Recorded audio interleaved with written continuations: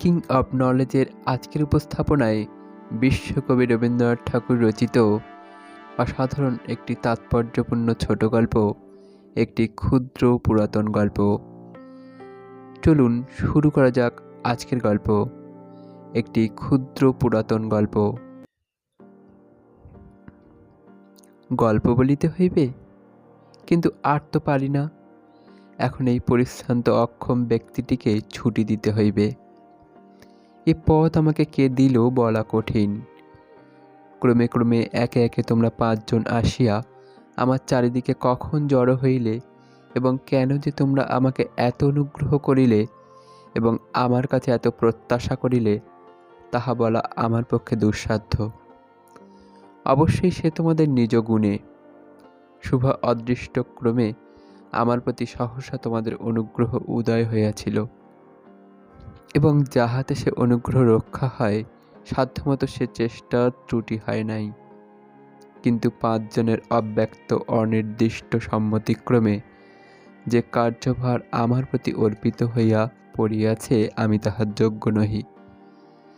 ক্ষমতা আছে কিনা তাহা লইয়া বিনয় বা অহংকার করিতে চাহি না, কিন্তু প্রধান কারণ এই যে বিধাতা আমাকে নির্জন চরজীবরূপেই গঠিত করিয়াছিল।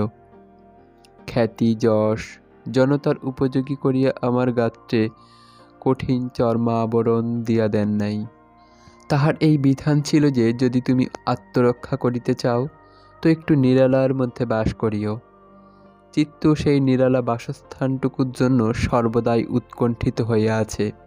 কিন্তু পিতামহ অদৃষ্ট পরিহাস করিয়াই হোক অথবা ভুল বুঝাই হোক, আমাকে একটি বিপুল জনসমাজের মধ্যে উত্তীর্ণ করিয়া এক্ষণে মুখে কাপড় দিয়া হাস্য করিতেছেন।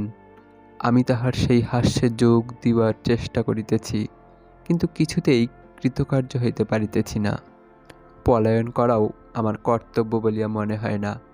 সৈন্যদলের মধ্যে এমন অনেক ব্যক্তি আছে যাহারা স্বভাবতই যুদ্ধের অপেক্ষা শান্তির মধ্যেই অধিকতর স্ফূর্তি পাইতে পারিত, কিন্তু যখন সে নিজের এবং পরের ভ্রমক্রমে যুদ্ধক্ষেত্রের মাঝখানে আসিয়া দাঁড়াইয়াছে, তখন হঠাৎ দল ভাঙিয়া পলায়ন করা তাহাকে শোভা পায় না। অদৃষ্ট সুবিবেচনাপূর্বক প্রাণীগণকে যথাসাধ্য কর্মে নিয়োগ করেন না, কিন্তু তথাপি নিযুক্ত কার্য দৃঢ় নিষ্ঠার সহিত সম্পন্ন করা মানুষের কর্তব্য।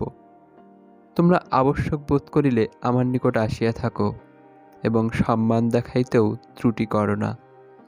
আবশ্যক অতীত হইয়া গেলে সেবকাধমের প্রতি অবজ্ঞা প্রকাশ করিয়া কিছু আত্মগৌরব অনুভব করিবারও চেষ্টা করিয়া থাকো।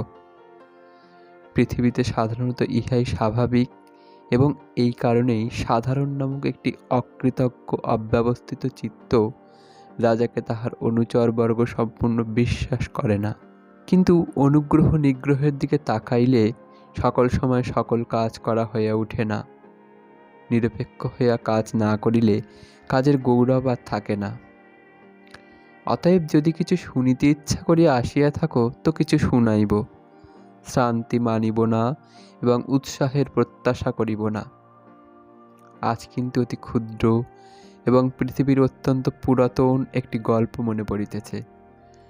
মনোহর না হইলেও সংক্ষেপবশত শুনিতে ধৈর্যচ্যুতি না হইবার সম্ভাবনা। পৃথিবীতে একটি মহানদীর তীরে একটি মহারণ্য ছিল। সেই অরণ্যে এবং সেই নদী তীরে এক কাঠঠোকরা এবং একটি কাদাখোঁচা পক্ষী বাস করিত।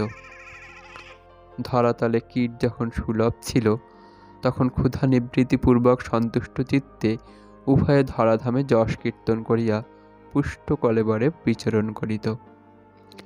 কালক্রমে দৈবযোগে পৃথিবীতে কীট দুষ্প্রাপ্য হইয়া উঠিল। তখন নদী তীরস্থ কাদাখোঁচা শাখাসীন কাঠঠোকরাকে কহিল, ভাই কাঠঠোকরা, বাহির হইতে অনেকের নিকট এই পৃথিবী নবীন শ্যামল সুন্দর বলিয়া মনে হয়, কিন্তু আমি দেখিতেছি ইহা আদ্যপান্ত জীর্ণ। শাখাসীন কাঠঠোকরা নদী তটস্থ কাদাখোঁচাকে বলিল, ভাই কাদাখোঁচা, অনেকে এই অরণ্যকে সতেজ শোভন বলিয়া বিশ্বাস করে, কিন্তু আমি বলিতেছি ইহা একেবারে অন্তঃসারবিহীন। তখন উভয়ে মিলিয়া তাহাই প্রমাণ করিয়া দিতে কৃতসংকল্প হইল। কাদাখোঁচা নদী তীরে লম্ফ দিয়া পৃথিবীর কোমল কর্দমে অনবরতই চঞ্চুবিদ্ধ করিয়া বসুন্ধরার জীর্ণতা নির্দেশ করিতে লাগিল, এবং কাঠঠোকরা বনস্পতির কঠিন শাখায় বারংবার চঞ্চু আঘাত করিয়া অরণ্যের অন্তঃশূন্যতা প্রচার করিতে প্রবৃত্ত হইল। বিধি বিড়ম্বনায় উক্ত দুই অধ্যাবসায়ী পক্ষী সঙ্গীতবিদ্যায় বঞ্চিত।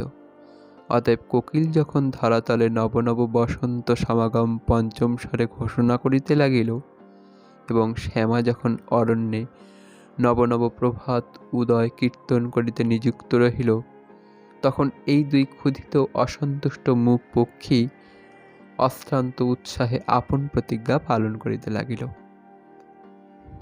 এই গল্প তোমাদের ভালো লাগিল না, ভালো লাগিবার কথা নহে, কিন্তু ইহার সর্বাপেক্ষা মহৎ গুণ এই যে 5-7 প্যারাগ্রাফেই সম্পূর্ণ। এই গল্পটা যে পুরাতন তাহাও তোমাদের মনে হইতেছে না।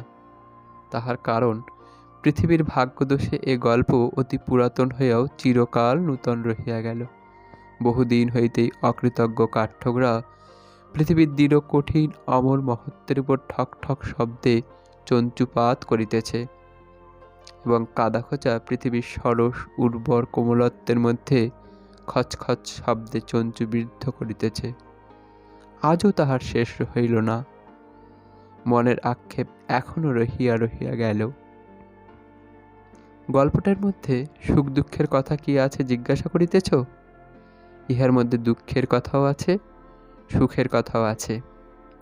দুঃখের কথা এই যে পৃথিবী যতই উদার এবং অরণ্য যতই মহৎ হউক, ক্ষুদ্র চঞ্চু আপনার উপযুক্ত খাদ্য না পাইবা মাত্র তাহাদিগকে আঘাত করিয়া আসিতেছে। এবং সুখের বিষয় এই যে তথাপি শত সহস্র বৎসর পৃথিবী নবীন এবং অরণ্য শ্যামল রহিয়াছে।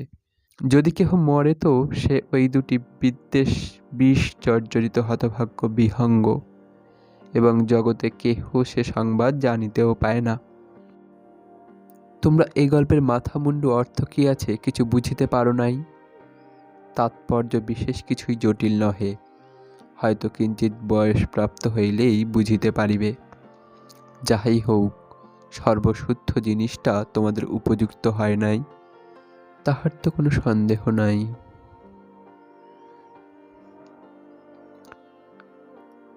এতক্ষণ শুনছিলেন বিশ্বকবি রবীন্দ্রনাথ ঠাকুর রচিত ছোট গল্প, একটি ক্ষুদ্র পুরাতন গল্প।